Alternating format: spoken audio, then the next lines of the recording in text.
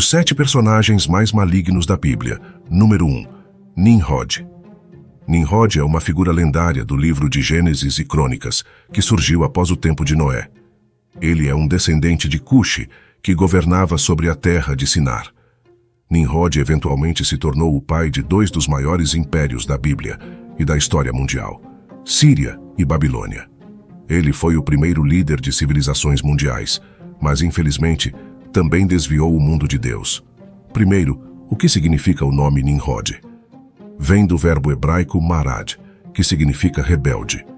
Nimrod é mencionado 3 vezes na Bíblia, sendo a passagem mais detalhada em Gênesis 10. Ele foi descrito como um poderoso guerreiro e caçador perante o Senhor, e as primeiras cidades de seu reino foram Babel, Ureque, Acade e Calné, na terra de Sinar. Em Babilônia, as pessoas decidiram construir uma torre que alcançasse os céus, desafiando o próprio Deus. Deus, indignado com a Torre de Babel, confundiu as línguas dos povos, resultando na dispersão da humanidade com diferentes línguas.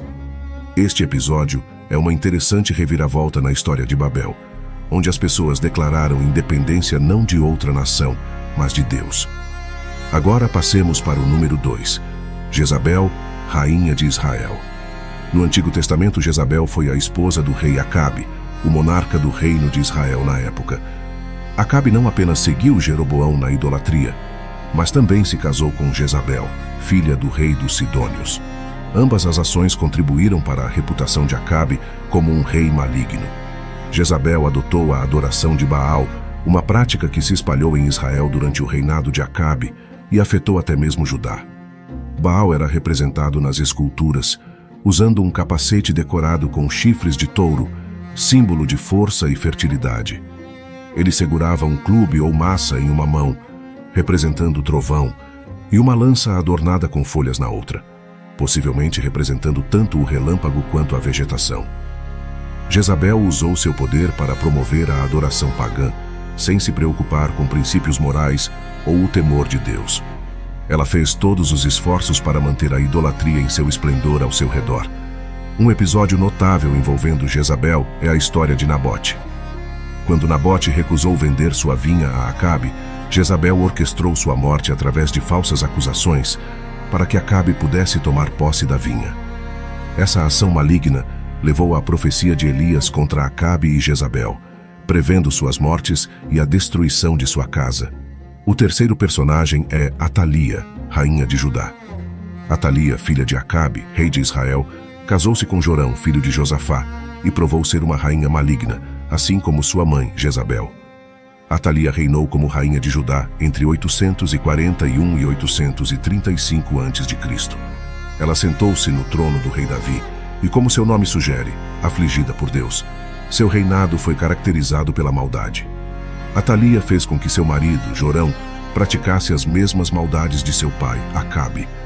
Segundo Crônicas 22, verso 3, ele andou nos caminhos da casa de Acabe, pois sua mãe era sua conselheira para praticar a maldade. Atalia, após a morte de seu marido, usurpou o trono de Judá, executando seus próprios netos para assegurar seu domínio. Somente Joás, um de seus netos, escapou da matança. Ele foi escondido pelo sumo sacerdote Joiada, que posteriormente liderou uma revolta para coroar Joás como o verdadeiro rei. Quando Atalia descobriu, ela foi morta, e Joás foi coroado como o rei legítimo de Judá. Agora, passemos para o número 4, o Anticristo. O Anticristo é um personagem central nas Escrituras, representando a oposição ao Messias. O termo Anticristo tem 2 significados principais: contra o Messias e em lugar do Messias. O apóstolo João, em suas epístolas, alerta sobre o espírito do Anticristo, que já estava no mundo e se manifestaria de maneira mais proeminente no futuro. A culminação do espírito do Anticristo é representada pelo aparecimento do próprio Anticristo no fim dos tempos. O Anticristo é descrito como um líder mundial maligno que receberá poder do dragão, simbolizando Satanás. Ele exercerá controle sobre as nações e buscará ser adorado como Deus. A Bíblia, em particular o livro de Apocalipse, fornece detalhes sobre suas atividades e seu reinado maligno antes da segunda vinda de Cristo. Agora passemos para o número 5, Manassés. Manassés é um personagem bíblico conhecido por seu reinado maligno no reino de Judá. Ele era filho do rei Ezequias, mas ao contrário de seu pai, Manassés governou de maneira ímpia. Tornou-se rei com apenas 12 anos de idade e reinou por 55 anos, marcando um dos reinados mais longos na história de Judá. Manassés abandonou a adoração exclusiva ao Deus de Israel e reintroduziu a idolatria no reino. Ele construiu altares para ídolos e até mesmo sacrificou seus próprios filhos no fogo como parte de rituais pagãos. Sua maldade provocou a ira de Deus, resultando na ameaça de juízo e exílio para Judá.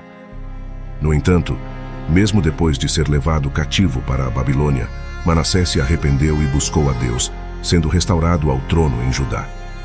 Essa história destaca a incrível misericórdia de Deus ao perdoar até mesmo o mais ímpio quando há verdadeiro arrependimento. Agora passemos para o número 6. Caim. Caim é conhecido como o agricultor que matou seu irmão Abel, marcando o primeiro homicídio na história humana. A história de Caim e Abel é encontrada no livro de Gênesis, no início da Bíblia. Caim e Abel, filhos de Adão e Eva, ofereceram sacrifícios a Deus, mas apenas o sacrifício de Abel foi aceito. Caim, movido pela inveja e raiva, matou seu irmão Abel. Deus confrontou Caim sobre seu pecado, mas em vez de se arrepender, Caim mostrou falta de remorso e foi marcado por Deus para protegê-lo de vingança. A história de Caim serve como um alerta sobre os perigos da inveja, raiva e falta de arrependimento. E finalmente passemos para o número 7, Herodíades, rainha da Galileia. Herodíades é conhecida como uma rainha maligna por sua responsabilidade na execução de João Batista. Ela persuadiu Herodes Antipas a prender João e jogá-lo na prisão. Herodes estava relutante em matar João devido ao medo da reação do povo e porque considerava João um homem justo. No entanto, durante um banquete, a filha de Herodíades dançou, encantando Herodes e seus convidados. Impulsivamente, Herodes prometeu conceder-lhe qualquer pedido, e ela, instigada por sua mãe, pediu a cabeça de João Batista em uma bandeja. Herodes, apesar de estar triste, cumpriu a solicitação. A história de Herodíades destaca os perigos da manipulação e da busca por vingança, mesmo às custas da justiça e da vida de um homem justo. Esses 7 personagens bíblicos são lembrados por suas ações malignas e escolhas que tiveram impactos significativos na história bíblica. Suas histórias servem como lições de advertência sobre os perigos do pecado, da rebelião contra Deus e da busca de interesses egoístas.